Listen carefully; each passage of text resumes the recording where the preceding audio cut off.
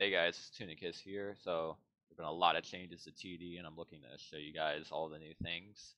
I specifically chose this date because it's when I get out of school, so I can start all the summer updates and progress will accelerate. So I thought I'd just get all the old changes out of the way and covered with you guys. So first thing we're gonna cover here is the profile. So what we're just gonna do here is we got our man right here, Lenny, graphic designer for this game. And so what we can do is we can just click on anyone's, avatar, and it'll actually show us all the stats about them. So this guy, he's kind of a noob, hasn't really done anything in the game. If he's actually in another server, and we look him up through the system in here, we can join his game and spectate.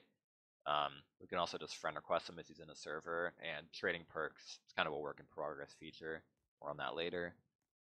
So yeah, we can, as I implied earlier, you can actually do it for people who aren't even in the game or yourself. So Tunicus, the amazing king. Here we go. We have all the stats for them. Let's see basically everything about them. Fun, right? So anyway, as for hub, another big change that's been made here is you can actually like view your towers, and what you can do is you can purchase just standard linear upgrades for them using the universal cash value that's achieved by winning matches, or you can apply something called perks. So these are exactly what they sound like. You get perks from crates in this game, which haven't been implemented yet. So I just have some test perks here. And so what they do is you read the description, you apply it to your tower, and it does that. So here we go. This one reduces upgrade cost by 5%, pretty useful. And I believe here we can add some +1 peers. Icons are kind of temporary. So yeah, there's that. That's basically the changes more or less that have been made to hub since then. So we're gonna get into the real place. Let's go. I guess Lenny isn't coming, so let's just teleport away. So basically the same procedure for joining matches. The hub hasn't really been developed much yet. I'm focusing mostly on gameplay, so pretty soon there's going to be a map and everything, and a way for you to, join parties with your friends. Launch can be pretty amazing. So here we are. We spawned in on the test map. You guys know all about this map, clearly. So I guess the first tower I'm going to get into is probably one of my favorites that's been added so far. It's called the Magnetron, and what it does is pretty self-explanatory. We have our steel mobs, which is like lead mobs and Bloons Tower Defense. This game's obviously a Bloons Tower Defense adaptation in Roblox, so it's going to have a lot of similarities, but it's Roblox, so it's obviously going to have a lot of really interesting differences. So, yeah, we're going to spawn our steel. We're going to have like a slight delay. We're just going to spawn like 100 of these. And so what this thing will actually do is it'll actually like pull the steel right away from it, and it'll just leave whatever's, it'll just leave the remainder of the cube right here. So it's just pulling these things straight through. It's a pretty unique tower, I'd imagine. So here we go. We can do a lot of upgrades with it. We can pull in a bunch of them at once. Really see that going on. And the Odinia magnet, this thing will just suck in the entire cube. Then you don't have to worry about those steals anymore, basically. So yeah, this tower is kind of a cheap shot one, So it's probably going to be a premium sort of thing. It's a little bit just too useful, I feel like, and it disrupts the balance. So yeah, probably going to be reserved for a premium. Another thing you guys probably haven't seen, but you kind of actually have seen it, is plasma spikes, which are track attached tower. They're basically just a reskin for barbed wire, because obviously I wasn't going to leave something that unaesthetically pleasing in the game. So what they do is pretty self-explanatory. They pop the things that go above them. They're pretty useful for like an emergency defense. Wouldn't really imagine you use them for any other application. So yeah.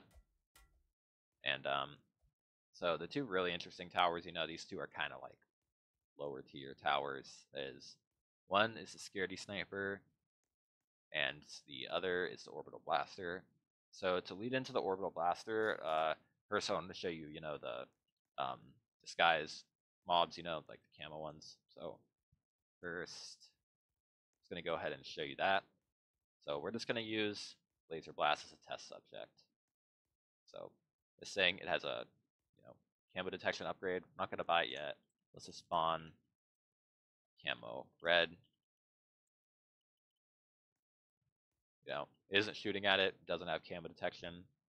There you go. Camo. It works. But something that's really interesting actually is that this orbital blaster, it actually has an area effect upgrade that gives camo to all of the towers surrounding it. So kind of overpowered, might be removed, who knows. But it's kind of just a test to show the power of the little engine that I've written into this. So yeah, we're gonna not buy the camo upgrade for this because that'd kind of defeat the purpose. So we're just gonna get some test subjects here. A really interesting detail that I added was that this thing will hover above the tower specifically that it's affecting. There you are. Doesn't actually serve any functional purpose though. So yeah, it's not gonna act. It's not gonna. It'll get guaranteed camo detection as long as it's within its radius. So what we're gonna do, just as a control, is we're gonna do the same upgrades right here. Oh, this one. All right, and let's just spawn in some oranges. Oh wait, I need camo.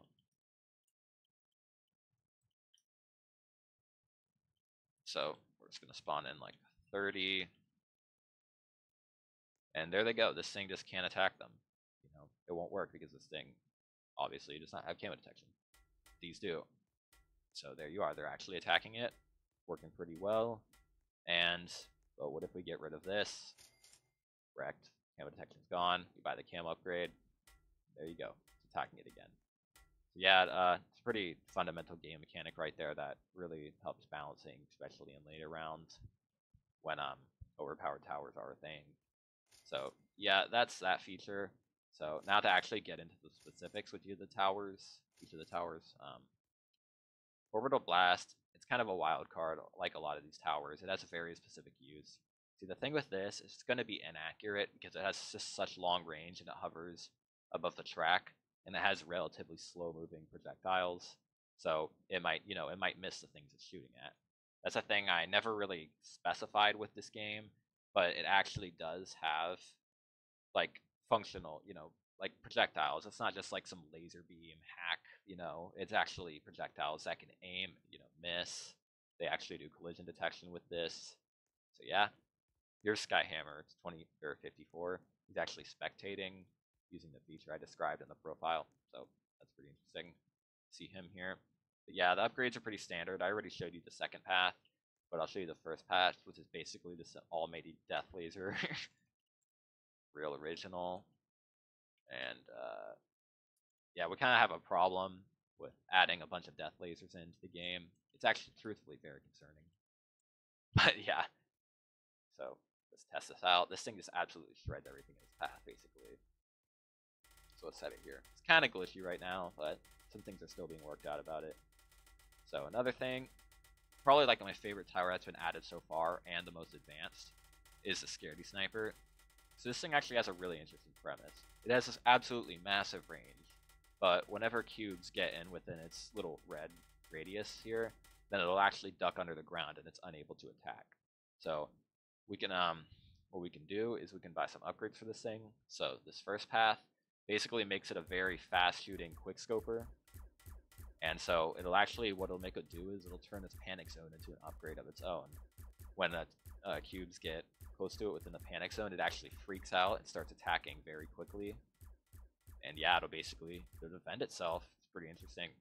Here's it when no cubes are in the panic zone. It fires much slower. So yeah, that actually makes the panic zone sort of a benefit.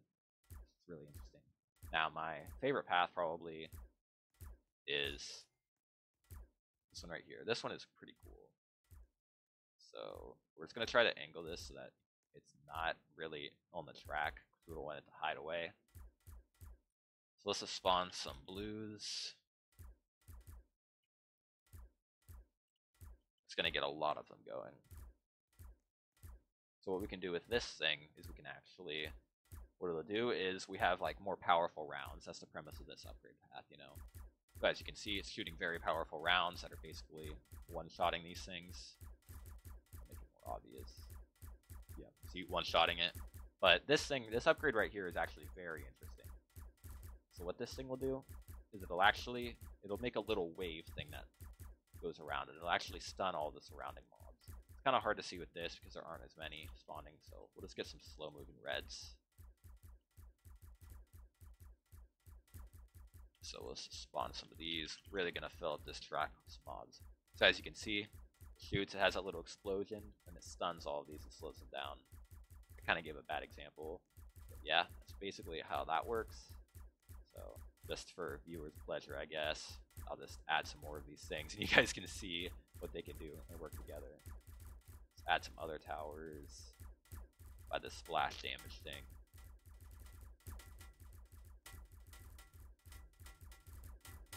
So my idea by showing you this is you can just see how all the towers in the game work together. That. There we are. Really firing these things up. Literally firing them up. Bad pun intended. So we'll just have a bit more fun here. Add some spikes here. And yeah, I hope you guys can just see really just how smooth the game is running, how it works. I said previously that it wouldn't work very well in slow internet speeds, and so because of bandwidth limitations and whatnot. But I actually dedicated a lot, maybe like half the time, maybe like I don't know how much time, but I dedicated a lot of time to optimizing the network so that it'll actually scale movement detail down. So it'll keep you within 50 kilobytes a second of bandwidth, which basically all internet speeds support. So if you have slow internet, might be a bit stuttery, but the game will be in fact be very playable. So yeah, I'm very excited to announce that. Just some minor notes about this game. The towers require ranks and all to unlock. You can use cash to unlock them, what you get from winning matches and paying pay to win.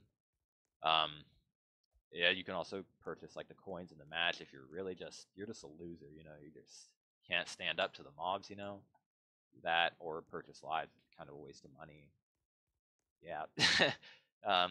Another thing to note is that I actually did hold a contest for whoever could come with the best name for this TD, because I thought it'd be a great idea, community engagement and whatnot, and I think we found the best name possible. I would like to give a shout out to Jedams2978 for coming up with the official name for TD. It'll be called MechaCubes. It'll be the title of the video. So yeah, congratulations to him. That's really the best name we saw, and it's just landslide better than all the other ones. So yeah, thanks to everyone who participated in our little contest. Really appreciate it. But yeah, the name we will be going with is in fact MechaCubes. Just some other things to note. Tower submissions, I might have already said this. Tower submissions, they can't really be a thing. Towers take a lot of time to add to this game. I think the sniper thing alone took at least 4 or 5 hours to add. And it's just not practical with all of the rigging and all for the towers and animations. They just have submissions, and be mass added. So submissions, sorry, they won't be a thing. I'm having the amazing King manage the tower building for this game. Don't worry, the task is in good hands. So yeah, map submissions, those will be a thing because there's a lot of creative opportunity with maps. So I'll give an announcement when those start becoming available. They probably won't be for a while because I've been using the same map for literally months in this game because it just doesn't matter that much. So yeah, that's something I'd rather save for later. As for release date, I'll get it out as soon as I can. I want to bring a lot of fresh quality to you guys. I want to make it very high quality. If I just wanted to release some slapdash game, I would have released this months ago. I really care about this game, and I don't want to do a rush development like Mining Madness. So yeah, that's really all I have to say about the game today. Post any questions you have in the comments below. I'll get back to you and answer them. For the most part, I don't want to leak anything. So yeah, if you have any tower suggestions, visit the Discord. Link will be in the description, and you can post them there. Thanks everybody for tuning in. Hope you like what you see, and I look forward to you guys playing this game in the near future. So yeah, Tunicus out.